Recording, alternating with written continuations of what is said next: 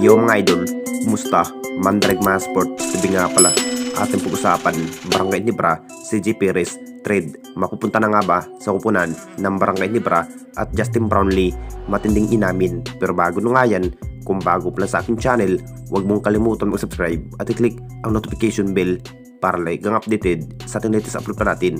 So babaguhin na nga rin ang naging sistema ng ating Barangay Nibra dahil hindi pa rin sang-ayon itong si Coach Tim kung ganun nga ang nangyari, kung bakit hindi pa rin nakakatapat ang kupunan ng TNT Tropang Giga sa finals. Masasabing mas magandang laro sana ang naging performance ng Barangay Nibra dahil sa mga bagong player kinuha nga tulad ni RJ Abarrientos at Bin Adamos, Maverick Hamisi. Akala na nga rin ng lahat mga idol, sapat na sana ang Barangay Nibra na maghanap pa ng panibagong player para sa Governor's Cup.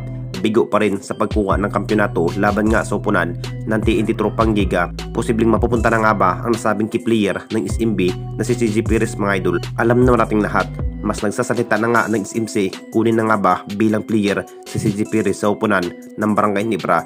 Naging impact na nga rin dahil matagal na nga rin ang Barangay Nibra nangarap na magkakampyon muli sa ating liga. Ang plano sana ni Al Francis Chua mga idol na mas mapupunta si CJ Perez sa kumay ng Barangay Nibra kung saan gumawa ng panibagong solidong chemistry sa next season. Baka sakaling magagalaw na naman ang Barangay Nibra dito mga idol matapos natalo sa kamay ng TNT Tropang Giga. Final decision na matrade si CJ Perez sa kamay ng SMB at coming ng Barangay Nibra next conference. At dito na naman tayo sa isa pa nating balita, Justin Brownlee, matinding inamin sa lahat. Alam na nating lahat mga idol, naging impact na nga si Justin Brownlee sa kupunan ng Barangay Nibra sa finals. Talagang isa pa rin sa maasahan sa opensiba. Naging alat sa performance ng Barangay Nibra mga idol sa Game 6. Kung bakit ganun nga ang sinapit ng Barangay Nibra, posibleng papalitan na nga ba ng bagong import itong si Justin Brownlee sa next season mga idol. Dahil ang plano sana ng Jing Kings, magpapahinga muna itong si Justin Brownlee. Dahil nagkaedad na nga rin si Justin Brownlee mga idol, talagang naiiba na nga ang kanyang husay at bilis. Pero kabisado pa rin ni Justin Brownlee bilang outside maker ng Barangay Nibra. Masasabing hindi pa rin nawawala ang naging stamina ni Justin Brownlee.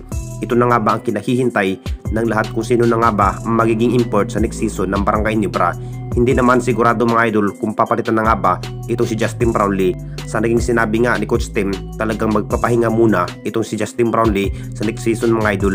Inamin naman ni Justin Brownlee mga idol na hindi pa rin 100% ang kanyang guilty sa finals laban nga sa upunan ng TNT Tropang Giga. Kung bakit ganun lang ang kanyang performance, masasabing tiniis na nga rin ni Justin Brownlee ang kanyang pwersa para sa kupunan at mapigilan nga ang TNT Tropang Giga. Hindi pala nagwawagi sa dulo ang Barangay Nibra.